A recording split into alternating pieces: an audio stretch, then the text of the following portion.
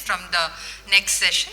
Coming to drug-induced and traumatic glaucomas. This is a case of a 14-year-old boy who had a firecracker injury and had singeing around the eye. IOPs were very high, had a corneal libration.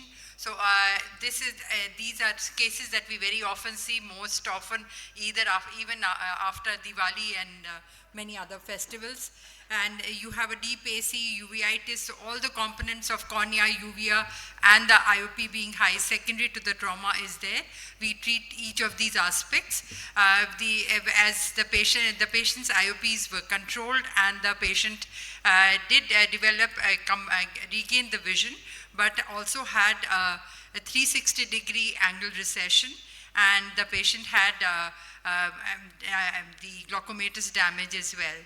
Coming to another case, when we talk of angle recession, it's actually a rupture between the circular and longitudinal fibers of the ciliary muscles. And it happens in 60% of closed globe injuries. It is strongly associated with traumatic hyphema. And there is a widened ciliary body band that we see in the on gonioscopy. And as time goes on, there's a newly formed white hyaline membrane which covers this. And that is the reason why the glaucoma after angle recession takes a very long time for it to come. And in these patients, also because the Schlemm's canal collapses as the scleral support is gone, that the eye pressures do rise. Out 71 to 100% have hyphema at presentation, and the initial IOP spike may settle down, like in this patient which I had just shown, and the patient will need to be monitored because there is at least a 20% chance that this patient may end up with glaucoma. In another case, which just came a couple of days ago to us, this is also a very common scenario, is the exercise where you have traumatic glaucomas. Traumatic glaucomas can come in healthy young people, and it used to be like more in males earlier, but now could be equally in both genders. And it's a previously well-functioning eye which ends up with problems. And here the IOP was high. The patient had uveitis, he had vitreous in the AC and a subluxated lens. And since the subluxation is so large, we will probably need to do a scleral fixated IOL for such a patient. The IOP rise is due to an intermittent or acute angle closure block due to the subluxated lens or the dislocated lens, and also because there is a pigment release from the chafing of the subluxated lens, and sometimes it can also rise, the IOP can rise secondary to the trabecular meshwork being blocked by the vitreous. How often do these things occur? They occur in 7 per 1,000 population. 23% have high IOP after closed globe trauma. And although this incidence decreases by 6 months and after control, many of them may end up having a higher percentage of glaucoma. So many patients who come to us with glaucoma at a later stage, we should never miss out in asking a history of trauma from these patients. The etiology of high IOP could be either a blunt trauma or a penetrating trauma. In blunt trauma, it could be secondary to inflammation, hemorrhage, a lens-induced or an angle recession. In penetrating trauma, it could be because of an epithelial downgrowth or an intraocular foreign body.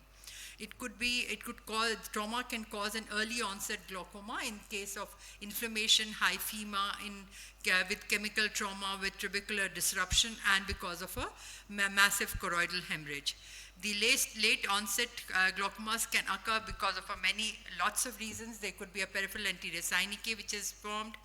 Patient could be a steroid responder and have steroid induced, which has been well discussed, could have angle recession, could have a lens induced, could have a lens subluxation causing a pupillary block, an intraocular foreign body, ghost cell, a hemolytic, hemosideretic glaucoma, cyclodialysis causing glaucoma, and retinal detachment causing glaucoma, epithelial downgrowth, or a keratocavernous fistula causing glaucoma. When we have a traumatic hyphema is a very common feature, especially in closed globe trauma. Here the trabecular meshwork is obstructed with fibrin and products of the fibrinolysis. It is graded from 1 to 4 depending on how much is involved, and the risk of IOP rise increases to being almost 50% if there is a grade 4 hyphema.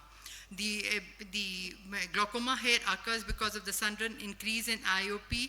There could also be a limbal tissue stretching. It could also be because there is a posterior and peripheral flow of the aqueous, and also because of a posterior displacement of the iris and lens. And many patients can have a rebleed.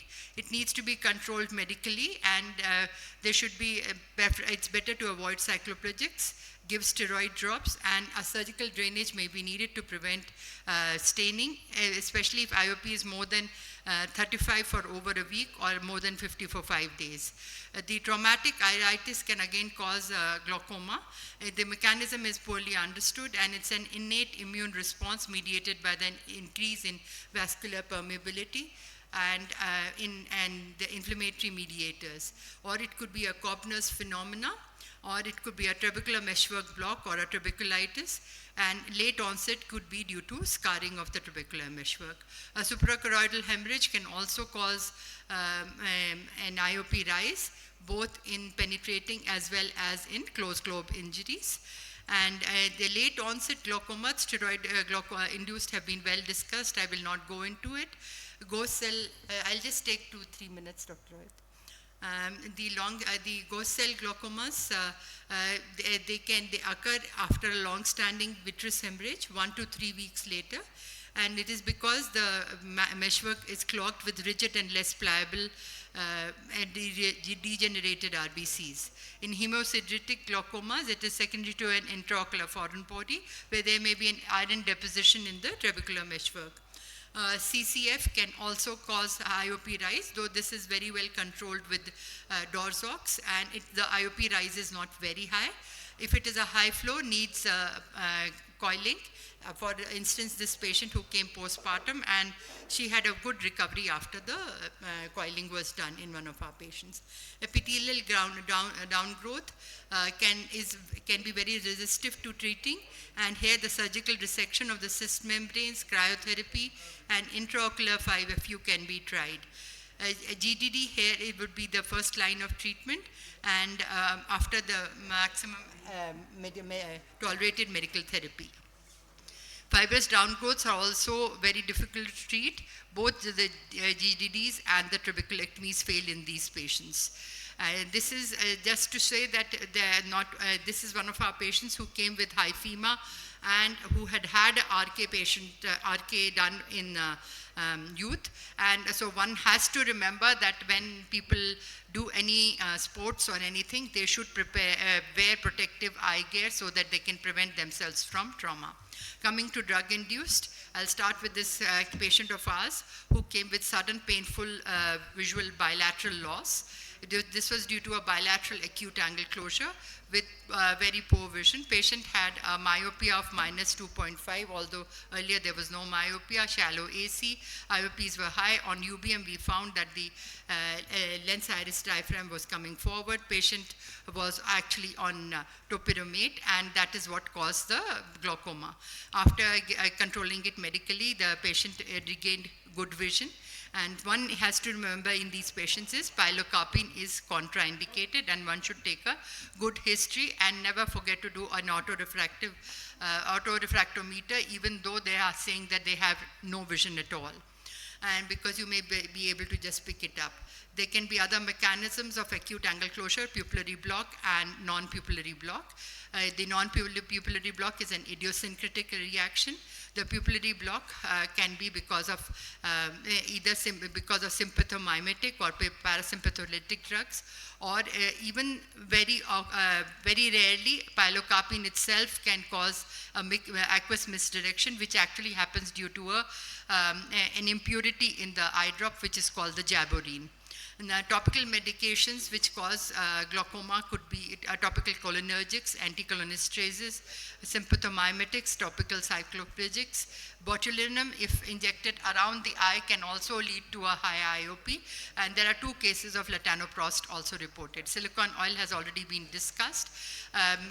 The sulfur drugs, the gentamicin, chlorothiazide, acetazolamide, quinine, and tetracycline are drugs which can cause high IOP.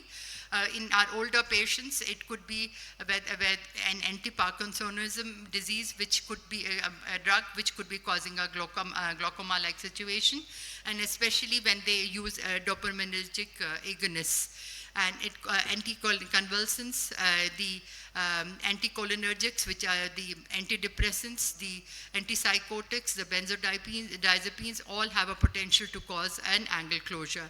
One should also remember marijuana, cocaine, ecstasy, all these recreational drugs can also end up with people with bilateral glaucomas. Also, it could be respiratory agents, cardiac agents, inflammatory drugs, hematological agents, or cimetidine and ranitidine have also been reported to cause glaucoma. So the clinicians, we have to tell our physician friends that they should remember that these side effects do occur. They can, a patient should report back if they have an ocular symptom, and they should find out, at least take a short history, or find out if these patients have a tendency to go in for an angle closure glaucoma. And as ophthalmologists, we should remember that bilateral AACG, we should take a good history and do an autoref. Also coming to, I will just skip this, the open angle glaucomas, because they have been well discussed. And this was one of my patients that I wanted to discuss because we have already encroached on the time for the next session. Thank you so much. And to just conclude, we should take a good history for these patients, do a prompt management to control the IOP, identify and stop the offending medication which is causing an IOP rise, control IOP medically and surgically, whatever may be needed, and warn our physician colleagues and educate them about the eye side effects of the medications. Thank you for patient hearing. Thank